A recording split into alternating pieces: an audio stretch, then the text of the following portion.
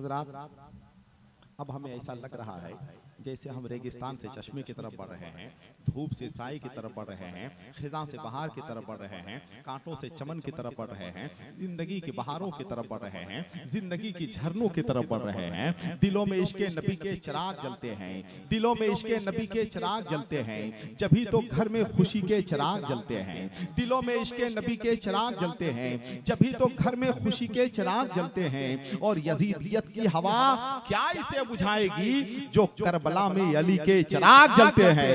यजीदियत की हवा क्या इसे बुझाएगी जो करबला में अली के चिराग जलते हैं। तुम ही बताओ यहाँ तेल की जरूरत क्या, ये बज़्म नूर है घी के चिराग जलते हैं। तुम ही बताओ यहाँ तेल की जरूरत क्या, ये बज़्म नूर है घी के चिराग जलते हैं। लोग सिर्फ यहाँ से नहीं सुन रहे हैं फिरोज भाई, सिर्फ लोग यहाँ से नहीं सुन रहे हैं, बल्कि सोशल मीडिया का दौर है, इलेक्ट्रॉनिक मीडिया का दौर है। ना जाने लोग कहां कहां से सुन रहे हैं। उड़ीसा से कई बार मेरे भाई जनाब इरफान का फोन आया है, जो कुरमा औरंगाबाद के रहने वाले हैं, मेरे बहुत गहरे दोस्त हैं, बहुत हमारे दिल से करीब के दोस्त हैं। कई बार उनका फोन आया है और एक शेर की तरफ उनका इशारा हुआ है, कहीं उनका दिल टूट ना जाए। एक शेर की उन्होंने फरमाइश की है जनाब इरफान भाई ने कि एक शेर आप जरूर पढ़ दीजिएगा कि जिंदगी का दर्द है दरिया दिली थामे हुए।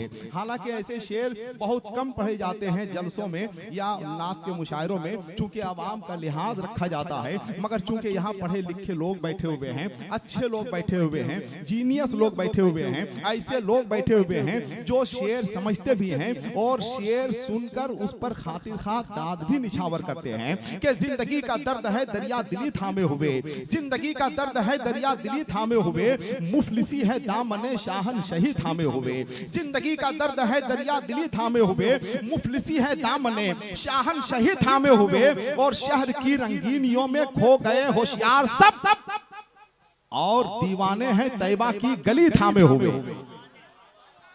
मैंने शायद शेर अच्छा पढ़ा है, मगर मुझे मालूम है कि कहा ना मैंने कोई कहानी नहीं चलेगी, कहा ना मैंने कोई कहानी नहीं चलेगी, ये दादा दादी ये नाना नानी नहीं चलेगी, बड़ों के नक्शे कदम पे चलना सकेंगे बच्चे, पुरानी पटरी पे राजधानी नहीं चलेगी।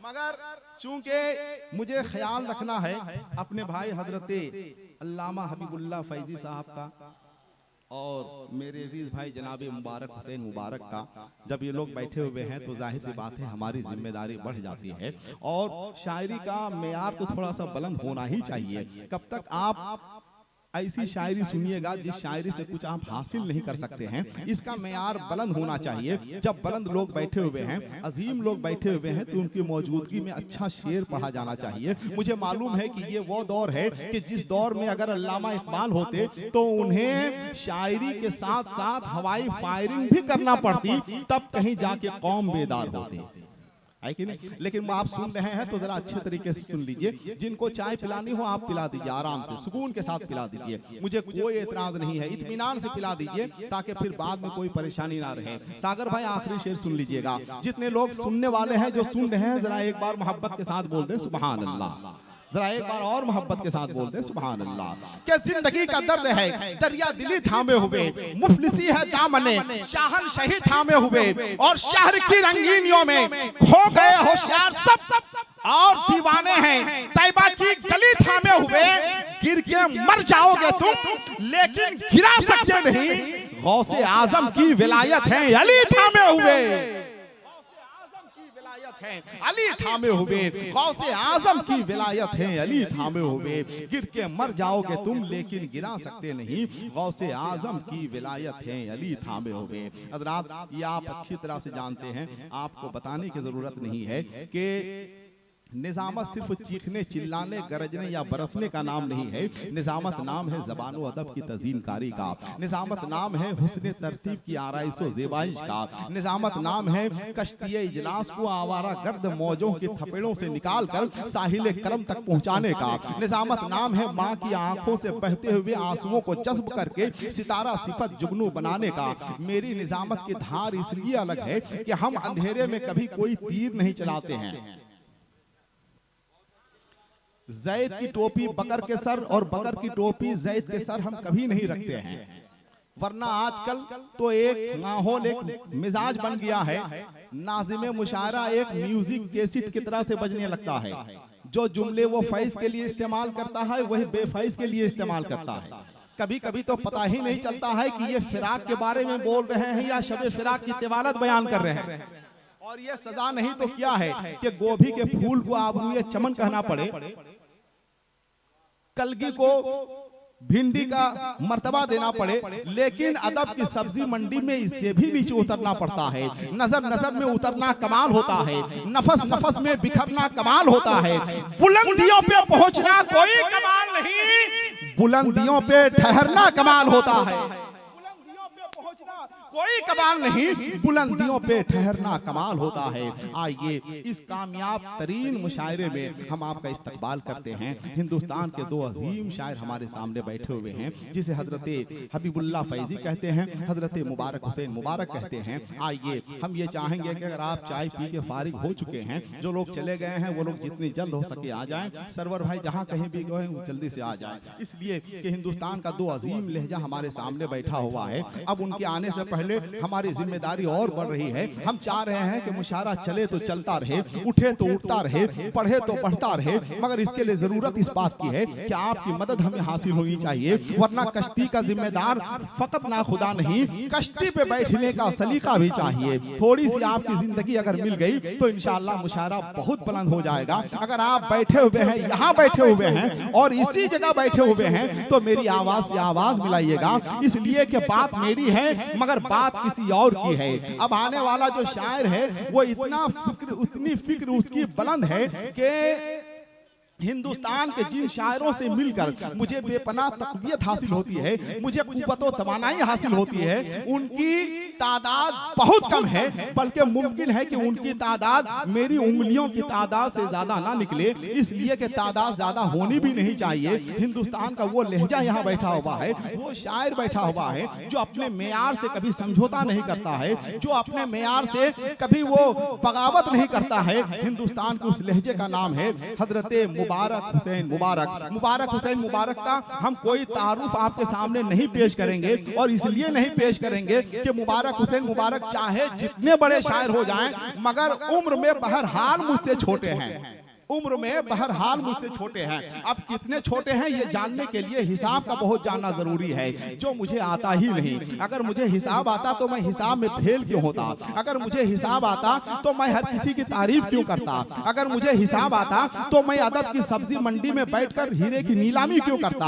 आप कहेंगे हिसाब नहीं आता है तो दरसगाह में बैठकर इल्मे मीरास कैसे पढ़ाते हो। मैं कहूंगा मेरे भाई, कभी आपने पत्थरों से नहीं पूछा कि तुम्हें तैरना नहीं आता है तो तुम दरियाओं में क्या कर रहे हो, तुम्हें उर्दू नहीं आती है तो उर्दू एकेडमी का चेयरमैन क्यों बने हुए हो, एक वक्त की नमाज नहीं पढ़ते हो तो बाबरी मस्जिद एक्शन कमेटी का मेंबर क्यों बने हुए हो, इल्मे उरूज नहीं जानते हो तो शायरी क्यों कर रहे हो। हिंदुस्तान के उस शायर को आपके सामने पेश किया जा रहा है जिसे मुबारक हुसैन मुबारक कहा जाता है। अब हम चाहेंगे कि उस मुबारक हुसैन मुबारक के आने से पहले माहौल इतना अच्छा बना लीजिए कि हजरत हबीबुल्लाह फैजी के लिए तमाम परेशानियां खत्म हो जाए और एक अच्छा माहौल शायरी का तैयार हो जाए। जरा अपने दोनों हाथों को उठाकर अपनी माँ की मोहब्बत में बोल दे सुभान अल्लाह। क्या बात मेरी है मगर बात किसी और की है, लफ्ज मेरे हैं मगर नात किसी और की है, पालने वाला नजर ही नहीं आता है मुझे, पालने वाली मुझे जात किसी और की है, पालने वाला नजर ही नहीं आता है मुझे,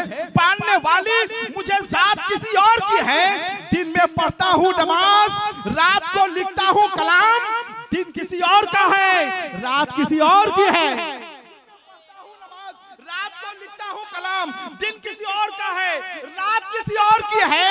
अर्श पे झूम के पढ़ते हैं फरिश्ते सेहरा, ये तुम्हारी नहीं बारात किसी और की है, ये तुम्हारी नहीं बारात किसी और की है। बात मेरी है मगर बात किसी और की है, लफ्ज मेरे हैं मगर नात किसी और की है। आइए उसका सफर और उसकी मंजिलों का हम और आप क्या अंदाजा लगा सकते हैं। जिसने चंद सालों पहले जब सफर शुरू किया था तो उसकी तरक्की का ग्राफ दिन ब दिन बुलंदी की तरफ प्रवास करता गया, इसलिए कि उसे अपने फिक्र फन पर नाज नहीं है, अपनी सलाहियत पर नाज नहीं है, अपनी फिक्री सलाबत पर नाज नहीं है, उसे नाज है तो अपनी माँ बाप की दुआओं पर नाज है। आइए शायर इस्लाम हजरत मुबारक हुसैन मुबारक का इस्तकबाल कीजिए। इसलिए अब बगैर किसी ताखीर के हम उन्हें आपकी बारगाह मोहब्बत में पेश करते हैं। इसलिए अब उनका इस्तकबाल भी कर लिया जाए इन शेरों के हवाले से के इन शेरों के हवाले से जनाब मुबारक हुसैन मुबारक का इस्तकबाल के बाद इन शेरों के हवाले से जरा एक बार मोहब्बत के साथ बोल दे सुभान अल्लाह।